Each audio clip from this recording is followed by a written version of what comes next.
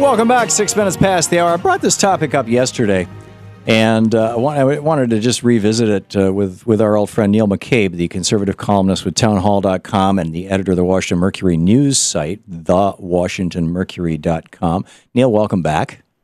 Great to be with you, Tom. Happy Easter to you and all of your listeners, though sometimes your listeners are not always kind to me on Twitter after our appearances, but happy Easter to everyone. Okay. Be nice to Neil, please. All right. Yeah. Neil. Just a guy, you know. It takes 78 calories of fossil fuel to produce 1 calorie of beef protein. It takes 35 calories to produce 1 calorie of pork, 22 calories of fossil fuel to create 1 calorie of poultry, but only 1 calorie of fossil fuel to create 1 calorie of soybeans. John Robbins calculates that if Americans just cut their meat consumption by 10%, we could feed 100 million people around the world, which is about the number of people who are actually starving to death every year in this planet. It takes 15 times more water to produce a pound of animal protein than it does vegetable protein. And you want to reduce your risk of a heart attack by 90%, go vegan. Stop eating all animal products, period. So what's wrong with that? And on top of that, now we've got the Dietary Guidelines Advisory Committee. It's a federally appointed panel of nutritionists created in 1983 by Ronald Reagan, nonpartisan, and they provide the core material for the guidelines that the Department of Ag comes out with every year through HHS and their recommendations.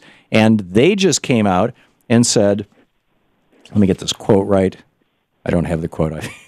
I should have found it. Oh, the organically grown vegan diet has the lowest estimated impact on resources and ecosystem quality, and the average Italian diet had the greatest projected impact, according to the report. Beef was the single food with the greatest projected impact on the environment. Other foods estimated to have high impact include cheese, milk, and seafood. Should we not consider how much fossil fuel we're using and thus how much money we're pouring into the Middle East quagmire and all that kind of stuff? Should we not consider the damage that we're doing to the planet? And frankly, should we not consider our own health when making dietary decisions, particularly when we collectively, we the people, make recommendations to ourselves about how we should be eating? Well, Tom, you know, we all know people. We all have people in our family who, for whatever reason, have become vegetarians. And, you know, we don't hate them. We don't ostracize them. We love them, we embrace them, and whatever their reasons are, we're not really there to judge them. But at the same time, we're not going to give up cheeseburgers. And if we can't eat what we want, what's the point of being an American? I mean, I'm not saying that you should give up your cheeseburger. Where in the world do you go, Tom, to eat what you want to eat if you can't do it in America? Neil, how did in your brain, my talking about eating less meat, being good for the planet and being good for our health, suddenly be turned into a Hitler-like big government draconian program that eliminates all meat from all stores? Well, this is obviously just the starting point, Tom. I mean, you get the White House. So it's the old slippery slope argument. Sign off on this panel. These 14 scientists have cooked this thing up with the intent of informing Americans about global warming and climate change through the dietary guidelines. They've hijacked. It's real science, Neil. Nonpartisan. It's real science. Thing. It really does take 78 calories of fossil fuel to make 1 calorie of beef protein, whereas it only takes 1 calorie of fossil fuel to make 1 calorie of cauliflower. Shouldn't you be eating cauliflower or potatoes or bread or whatever instead of beef? I'm not saying should you be forced to. I'm not. I don't. You know, that's a silly, and it's like, silly argument. I mean, what are you going to do? Are you going to tax my meat? I mean, you don't see this.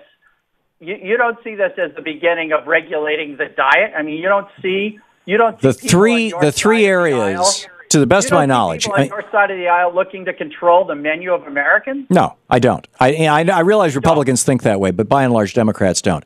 And the three things that are used, who's taken over the school lunch, and they've turned school lunch what was a traumatic at best, and they've just made it horrible. The three things that these dietary guidelines are used for, school lunch is one of them, is for recommending school lunches.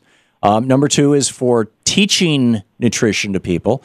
And number three ultimately ends up to have to do with product packaging and things like that. Deciding what people need to be informed about, what do they need to know about, should we worry about sodium or not? Things have evolved, for example, on sodium on that one front.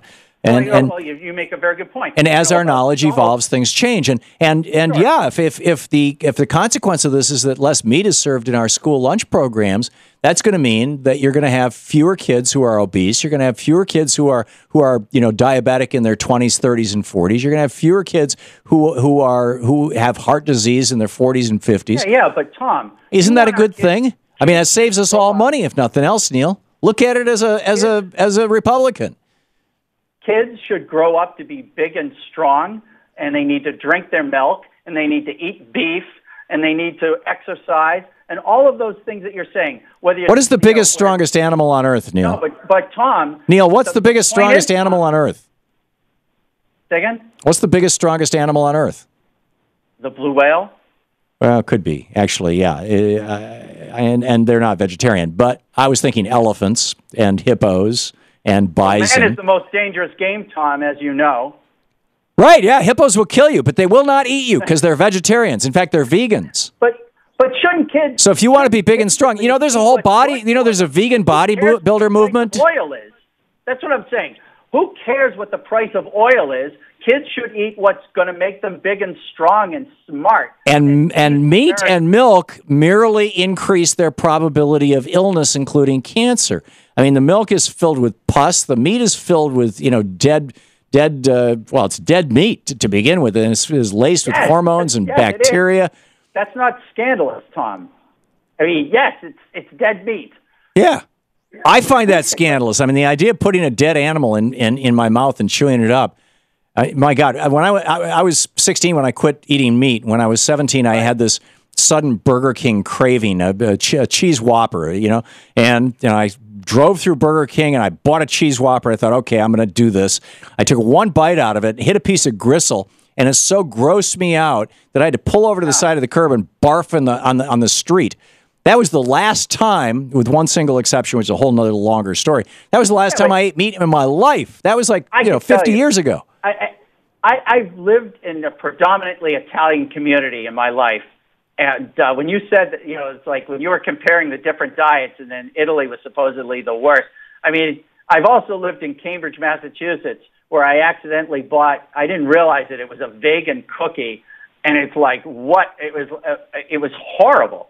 It was absolutely horrible. Yeah, there's some pretty terrible health food out there. I agree with you. Chip cookie before. But there's also some really great food out there, that's good for you. Maybe. I mean, listen, we all like tofu, and we love the way it absorbs the sauce, but it shouldn't be because some government bureaucrat or these 14 maniacs... So let me get this straight. You're opposed... Carbon taxes. You're opposed to our tax dollars being used to inform us about the current state of science with regard to eating. Is that it? I think we should probably dial it back. I had no problem when it wasn't for political purposes, but when these guys are now plugged in to the global warming debate... How is that political? They should take a breath. The only people who are trying to say it's political are the oil barons like the Koch brothers and Rex Tillerson. This is not political. There's an absolute consensus that burning fossil fuels is stupid. Not only does it make us more vulnerable to things like 9/11, but it also is destroying our atmosphere. Well, fracking makes us less vulnerable to a 9/11. No, but it makes us a lot more vulnerable to being poisoned by our drinking water. No longer tied to the Middle East. If we have fracking, sets us free, Tom. It sets us free for our houses to fall down when hundreds of earthquakes come in. Okay, Neil. Always good talking with you. Neil McCabe, conservative columnist with townhall.com and editor of the Washington Mercury news site, thewashingtonmercury.com. Thanks, Neil. All right, be good. Good talking with you. We'll be back.